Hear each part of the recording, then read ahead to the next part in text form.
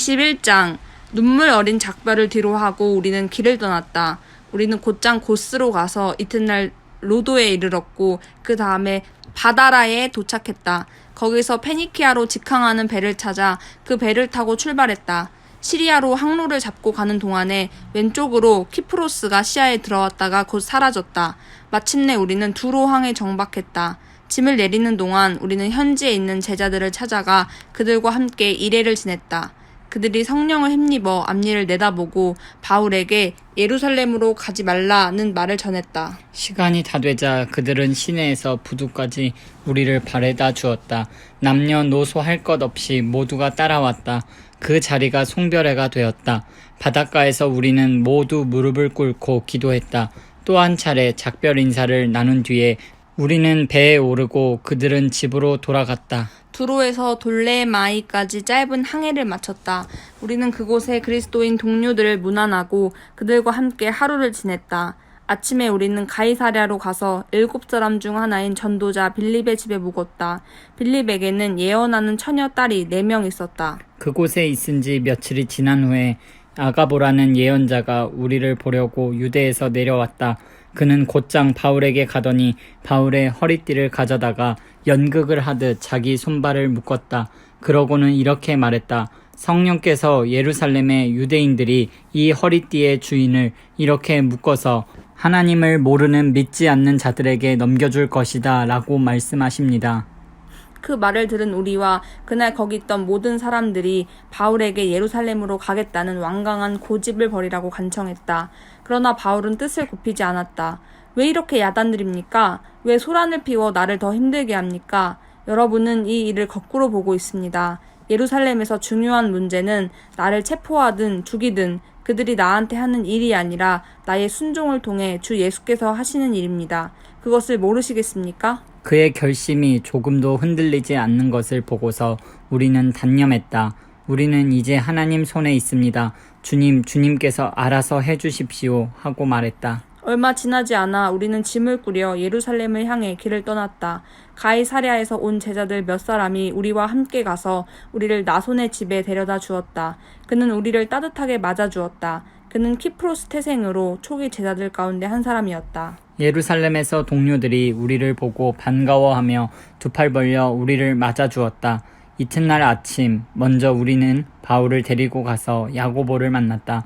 교회의 지도자들도 다 그 자리에 있었다. 안부와 몇 마디 인사말을 나눈 뒤에 바울은 그동안 하나님께서 자신의 사역을 통해 이방인들 가운데 행하신 일을 하나하나 자세히 이야기해 주었다. 그들은 이야기를 듣고 기뻐하며 하나님께 영광을 돌렸다. 그들도 들려줄 이야기가 있었다. 그동안 여기에 무슨 일이 있었는지 보십시오. 하나님을 경외하는 유대인 수만 명이 예수를 믿게 되었습니다. 그러나 그들이 모세의 율법을 지키는데 어느 때보다 열심이다 보니 문제도 있습니다. 유대인들 사이에서 들리는 말이 당신이 믿지 않는 이방인들 속에서 살아가는 믿는 유대인들에게 모세를 가볍게 여겨도 된다고 하면서 자녀들에게 할례를 주지 않아도 되고 옛 전통도 지킬 필요가 없다고 가르친다고 합니다. 그러나 그것은 그들이 전혀 받아들일 수가 없는 일입니다. 당신이 시내에 들어온 것을 그들이 알면 어찌 될지 걱정입니다. 곤란한 일이 생길 것입니다. 그러니 이렇게 합시다. 우리 일행 가운데 정결한 예식을 하기로 서원했으나 돈이 없어 행하지 못한 4사람이 있습니다. 당신이 그들의 서원에 참여해서 그들의 비용을 대주십시오. 그러면 당신에 대해 떠도는 소문이 사실무근이며 당신이 모세의 율법을 철저히 존중한다는 것이 모든 사람 앞에 분명해질 것입니다. 당신에게 이렇게 요청한다고 해서 믿는 사람이 된 이방인들에 대해 전에 우리가 합의한 내용을 되돌리는 것은 아닙니다. 우리는 그 편지에 쓴 내용을 계속해서 굳게 붙들고 있습니다. 우상과 관계된 활동에 관여하지 말고 유대인 그리스도인들에게 거슬리는 음식을 내놓지 말며 성생활과 결혼의 도덕을 지킬 것을 말입니다. 바울은 그들의 제안대로 했다. 그 사람들을 데리고 가서 그들의 서원에 참여하고 그들의 비용을 댔다. 이튿날 그는 성전에 가서 그것을 공식화했다. 각 사람의 정결 예식을 위한 제사를 드리고 그 제사가 끝날 때까지 거기에 머물렀다. 그들의 정결 예식에 필요한 일회가 거의 끝나갈 무렵 에베소 근방에서 온 몇몇 유대인들이 성전에서 바울을 발견했다. 그들은 당장 그곳을 뒤집어 놓았다. 그들은 바울을 붙잡고 목이 터져라 외치기 시작했다. 도와주시오. 이스라엘 동포 여러분 도와주시오. 이 자는 온 세상을 다니면서 우리와 우리 종교와 이 성전을 거슬러 거짓말하는 자입니다. 이제는 그리스 사람들을 여기까지 데리고 들어와서 이 거룩한 곳을 더럽혀 놓았습니다. 바울과 에베소 사람 드로비모가 함께 도성 안을 다니는 것을 보고서 바울이 그를 성전까지 데려와 구경시켜 주었으리라 짐작했던 것이다. 이내 도시 전체에 소동이 일어났다. 도처에서 사람들이 성전으로 달려와 그들의 행동에 가세했다. 그들은 바울을 붙잡아서 성전 밖으로 끌어낸 다음 그가 다시는 거룩한 곳에 접근하지 못하도록 성전문을 모두 잠갔다. 그들이 바울을 죽이려고 할 때 폭동입니다. 도시 전체가 들끓고 있습니다. 하는 보고가 경비대 지휘관에게 들어갔다. 그 지휘관은 신속히 행동을 취했다. 그의 병사와 백부장들이 즉시 현장으로 달려갔다.